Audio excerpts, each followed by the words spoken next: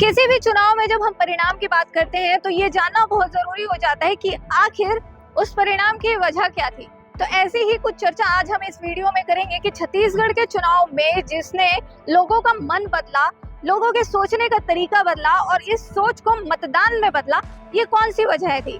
चुनाव संपन्न हो चुके हैं, रिजल्ट भी लगभग आउट हो चुका है, लेकिन इस बीच इस सोच को जानना बहुत जरूरी है। तो आइए इस वीडियो में चर्चा करते हैं 5 वजहों की जिसने लोगों का मन बदला। प्रदेश में 17 नवंबर को मतदान की प्रक्रिया पूरी हो गई थी। इसके पहले सभी राजनीतिक पार्टियों ने अपने अपने तथ्य, अपने अपने बातें, वादे, दावे सब जनता के सामने रख दिए। इस बार चुनावी मैदान में कांग्रेस और बीजेपी के अलावा जोगी कांग्रेस, बसपा, हमार राज पार्टी, आम आदमी पार्टी भी प्रमुखता से चुनाव लड़ते दिखे। इन पार्टियों में प्रमुख प्रतिद्वंदी के रूप में कांग्रेस और बीजेपी ही आमने सामने दिखे। इस पूरी चुनावी प्रक्रिया के बारे में चर्चा करें तो जहां एक तरफ 3 महीने पहले तक कहीं बीजेपी के जीतने के आसार नहीं दिख रहे थे, तो वहीं लगातार भाजपा नेताओं के शीर्ष नेतृत्व के राज्य में रैलियां, रोड शो के माध्यम से जो माहौल बदला गया, लगातार बीजेपी का केंद्रीय नेतृत्व, चाहे वे प्रधानमंत्री नरेंद्र मोदी हो, केंद्रीय गृह मंत्री अमित शाह हो, जेपी नड्डा हो, इनके प्रदेश में दौरों ने प्रदेश का माहौल बदल गया। केंद्रीय नेतृत्व बीजेपी का कहीं न कहीं प्रदेश में सरकार बनाने पूरी ताकत झोंकता दिखा, जिसके चलते स्थिति आज ऐसी कुछ हो गई है कि 71 सीटों के साथ प्रदेश में कमान संभाल रही 2018 की जीती हुई कांग्रेस पार्टी को बीजेपी ने मुकाबले में लाकर खड़ा कर दिया और कड़ी टक्कर की स्थिति पैदा हो गई। कांग्रेस की बात करें तो लगातार प्रदेश में मुख्यमंत्री भूपेश बघेल के दौरे, पहले भेंट मुलाकात के माध्यम से, फिर संभाग स्तरीय चर्चा के माध्यम से, फिर विधानसभा वार मुलाकात और उसके बाद युवा भेंट मुलाकात, फिर चुनावी मोड में आने के बाद लगातार रैली, रोड शोज के माध्यम से जनता के बीच पहुंचते रहे। इसके बावजूद कहीं न कहीं स्थिति ऐसी दिखी कि दोनों ही पार्टियों के बीच कांटे की टक्कर रही। इन चुनावी रैलियों में लगातार बीजेपी और कांग्रेस एक दूसरे को कोसती दिखी। जहां बीजेपी पिछले 5 साल के शासन पर भूपेश बघेल पर उंगलियां उठाती रही, कांग्रेस के किए हुए कामों पर उंगलियां उठाती रही, तो वहीं कांग्रेस भी 15 साल के बीजेपी शासन पर उंगलियां उठाती रही, तो वहीं बार बार उन्हें वादा खिलाफी भी याद दिलाती रही। इस पूरी चुनावी प्रक्रिया में जो सबसे दिलचस्प बात रही वह थी इसमें किए गए वादे। दोनों ही पार्टियों में सत्ता में आने के बाद होने वाले कामों की घोषणा की है। इन घोषणाओं में अगर हम बिंदुवार चर्चा करें तो सबसे पहले किसानों की बात कर ली जाए और किसानी की बात कर ली जाए। ऐसे में कांग्रेस ने अपने नंबर बढ़वाते हुए पिछले बार के तर्ज में इस बार भी कर्ज माफी की बात कही है। 20 क्विंटल प्रति एकड़ धान खरीदी की बात कही गई है। धान का समर्थन मूल्य प्रति बोरा 32 रुपए देने की बात कही गई है। इस पूरी ही चुनावी प्रक्रिया में जो सबसे दिलचस्प बात देखने को मिली वो थी दोनों ही पार्टियों के द्वारा किए जा रहे घोषणा। दोनों ही पार्टियों ने अलग अलग मुद्दों पर अपनी घोषणाएं की है। बिंदुवार अगर इन घोषणाओं की बात करें तो सबसे पहले खेत किसान खलिहान की बात हम कर लेते हैं। कांग्रेस ने किसानों के मुद्दे पर अपने नंबर बढ़त बनाए हुए कर्ज माफी की बात की, 20 क्विंटल प्रति एकड़ धान खरीदी की बात की, तो वहीं 3200 रुपए प्रति क्विंटल धान खरीदी की बात भी किसानों के हित में कांग्रेस ने की है।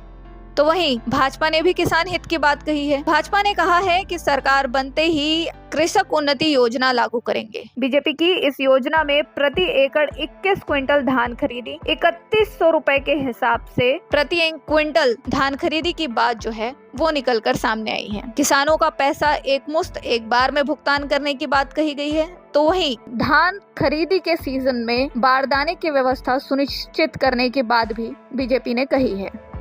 इस पूरे चुनाव के दौरान जो दूसरी सबसे महत्वपूर्ण बात निकल कर आई वो थी महिलाओं को साधने की कोशिश। वैसे तो प्रदेश में इस बार महिला वोटरों की संख्या पुरुष मतदाताओं की अपेक्षा ज्यादा है, जिसे देखते हुए दोनों ही पार्टियों ने अपनी अपनी योजनाएं महिलाओं के हिसाब से भी लागू की।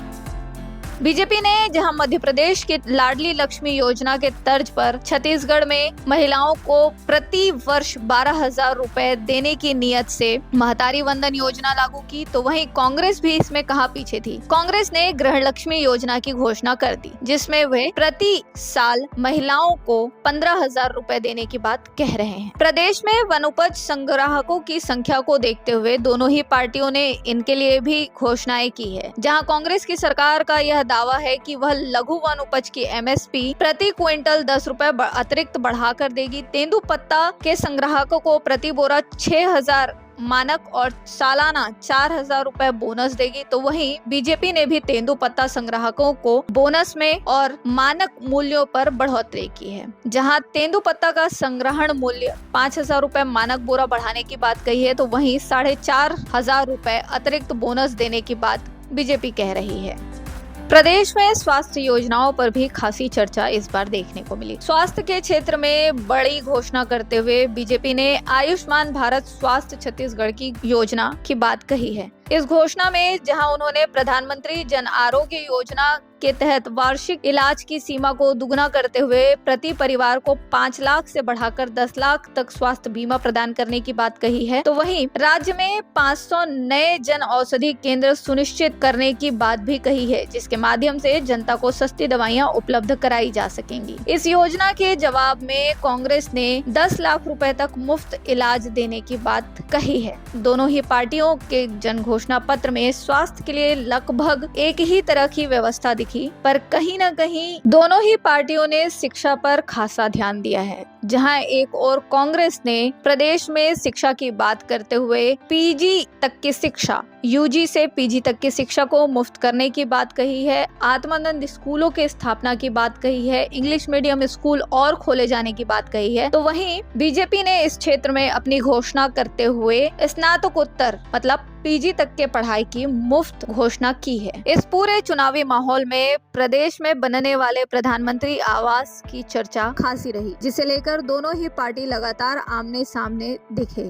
जिसके तहत भाजपा ने अपने घोषणा पत्र में 18 लाख प्रधानमंत्री आवास एवं घर घर निर्मल जल अभियान चलाने का निश्चय किया है। बीजेपी ने अपने हर मंच में इस बात की घोषणा की है कि अगर बीजेपी की सरकार प्रदेश में बनती है तो प्रधानमंत्री आवास के तहत लंबित 18 लाख घरों का निर्माण पूरा किया जाएगा। साथ ही 2 साल के अंदर छत्तीसगढ़ के प्रत्येक घर में पीने के पानी की उपलब्धता भी कराई जाएगी, जिसके जवाब में कांग्रेस ने अपने घोषणा पत्र में 17.5 लाख गरीब परिवारों को आवास देने का वादा किया है।